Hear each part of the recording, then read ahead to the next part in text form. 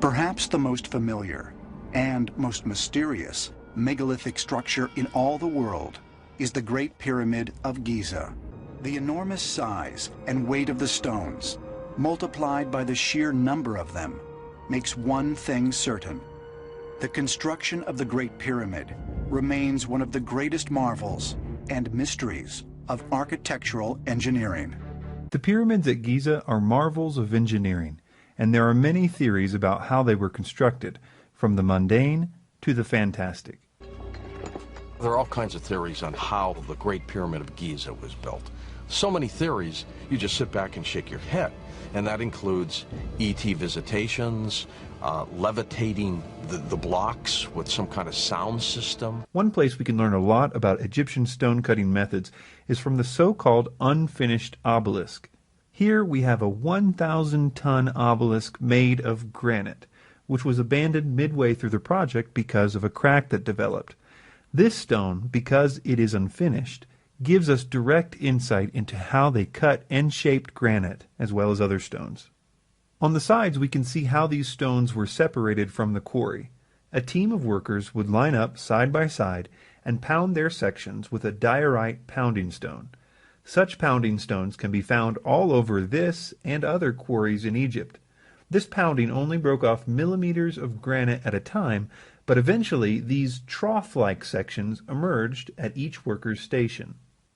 After that, they would do the same thing on the bottom of the block, until it was supported only by a thin spine in the middle. Then it would be snapped off using levers. The people who created the Moai statues at Easter Island used very similar methods for quarrying stone, as did many other groups around the world, as we will see. After the stones had been roughly shaped using pounding stones, they would then begin to polish them with grinders. There have been many types of stone grinders or polishers found in ancient Egypt. They usually had a handle with a flat surface, which they would use to rub against the stone with sand as the abrasive. They were, well, sanding the stone. The various mineral particles found in sand are hard enough not only to polish hard stones like granite, but also to do what Ancient Aliens tries to make people think is utterly impossible, that is, to cut granite. The Egyptians had a variety of ways to cut granite, mostly involving copper and sand. There are plenty of saw marks on granite stones in Egypt, at the granite quarries, of course, as well as certain notable ones, like the famous granite sarcophagus in the Great Pyramid. The person who was doing the sawing on the sarcophagus sawed for a while at the wrong angle before realizing his mistake and going in the right direction, which left a pretty big mark for us to study. These copper saws came in three basic styles. One was a two-person saw, like an old-time lumber saw. Another type was a small, handheld saw with a wooden handle. And finally, there was a tubular saw for making holes in granite and other stones. These saws are depicted in several Egyptian reliefs.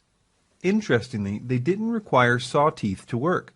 They only required sand to be placed between the saw and the stones.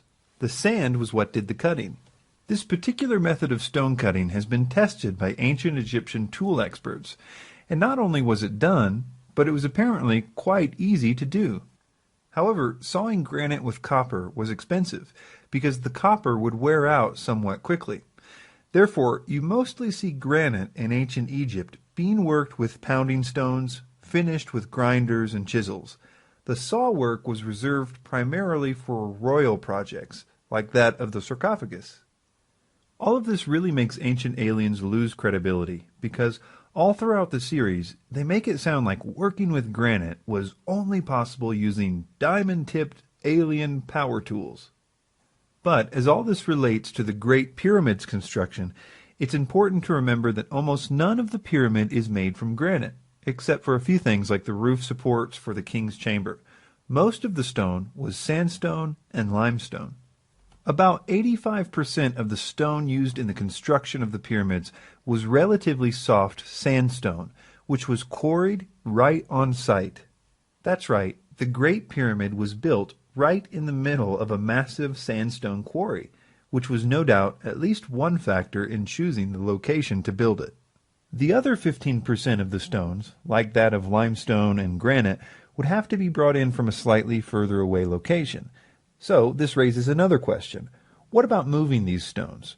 Surely the only way is by levitation, as Ancient Aliens claims. In order to really move massive amounts of stone like that, they would have had to have been levitated, somehow made weightless, and then just moved through the air by some kind of device, perhaps even a handheld kind of device, like some beam weapon. If levitation was the way that the ancient Egyptians moved stones, they had a funny way of showing it, because there are plenty of depictions of them using wooden sleds to move everything from blocks the size and shape of the ones used for the pyramid to massive 1,000-ton monuments and obelisks, all using wooden sleds. They even had a hieroglyph for the word sled, which they used often. In fact, 3 such sleds have been found intact by archaeologists, and they have all kinds of places to attach ropes to. Speaking of ropes, ropes made out of papyrus and other materials have been found in Egypt, some of them with a massive circumference, suggesting that they were used for extremely heavy objects. Boats were used for stones that needed to be imported. In fact, a channel was dug from the Nile to the construction site, so no stone had to be dragged very far anyway. So, what about the construction of the pyramids? How exactly was it done? Part of the reason that the Ancient Aliens perspective is attractive is because some of the other popular theories concerning the pyramid's construction have serious problems, such as the single ramp theory, which would have had to extend out more than a mile and would have had to have more stones in it than the pyramid itself. Another one is the spiral ramp theory. This one is problematic because some of the ledges only had about 2 feet or less to work with, certainly not enough to hold a ledge that would carry workers and stones the size of the ones used. Also, a structure like the pyramid would have had to have been constantly monitored for geometric accuracy as it progressed upwards, because being even a few inches off on a lower level could cause the top to be off by a huge amount, and a spiral ramp would have made it impossible to survey the geometric accuracy of the pyramid as it progressed. Add to this that there's no actual evidence for either of those theories, and you can see why people are looking for alternatives.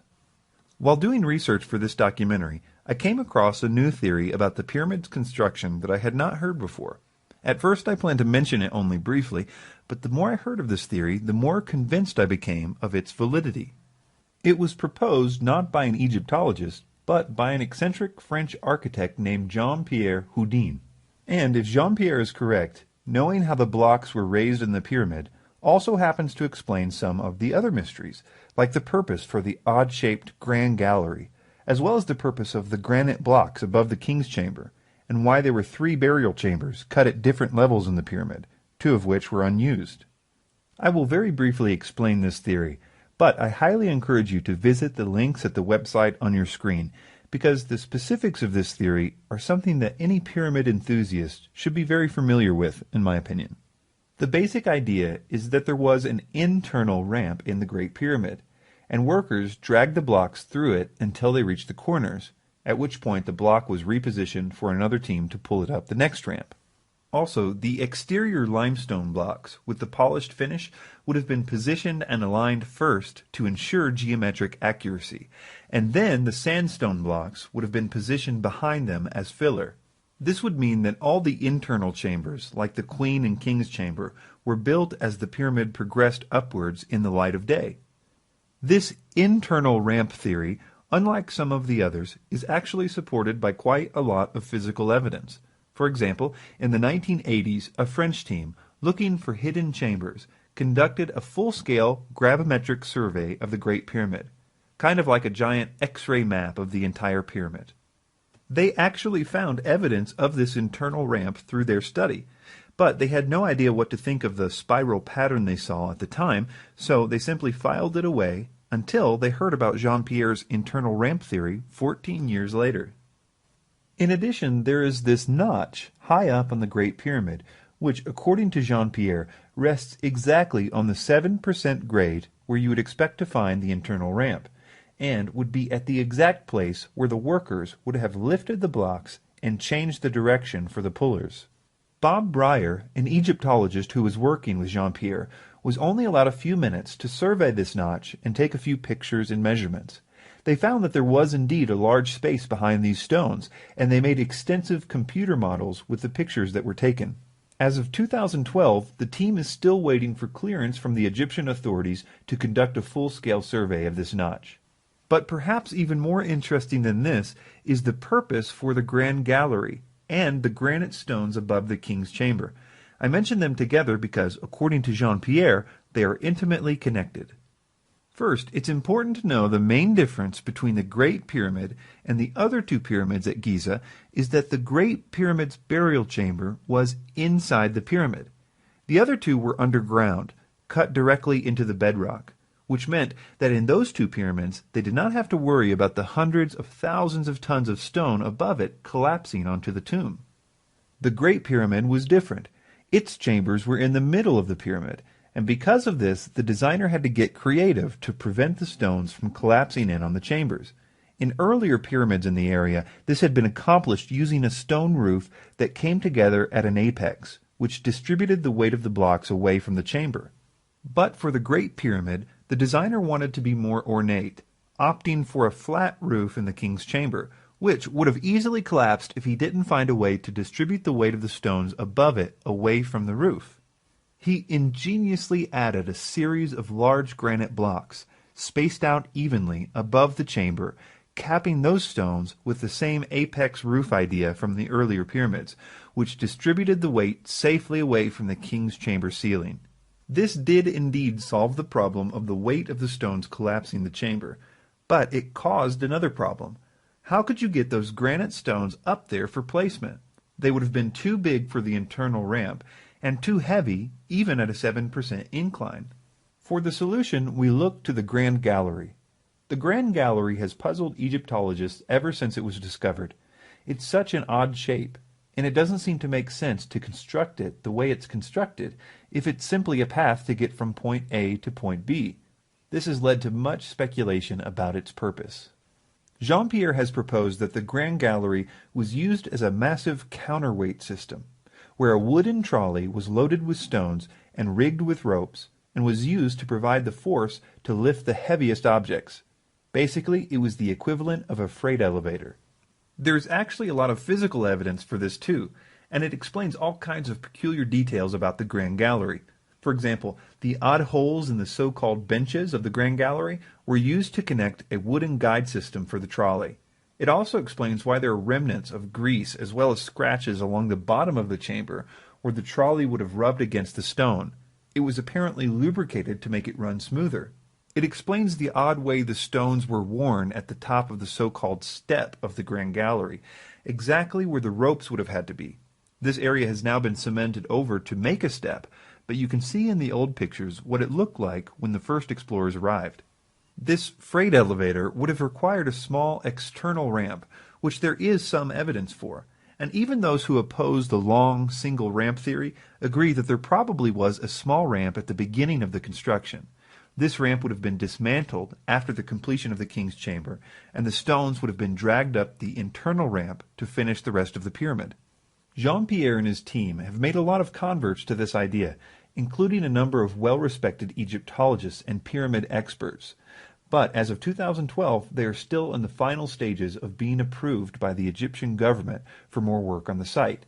Houdin's idea of an internal ramp, I think, is coherent. I think there's good circumstantial evidence for it. If you have watched the National Geographic special on his view, I think you would agree that there is good circumstantial evidence for it. It has a lot of explanatory power for a lot of the fundamental questions. And I think it's important because Houdin's theory depends on a very simple idea in engineering, both in the ancient world and in today's world, and that is the use of weight and counterweight, using the weight of one object to lift an object of greater weight.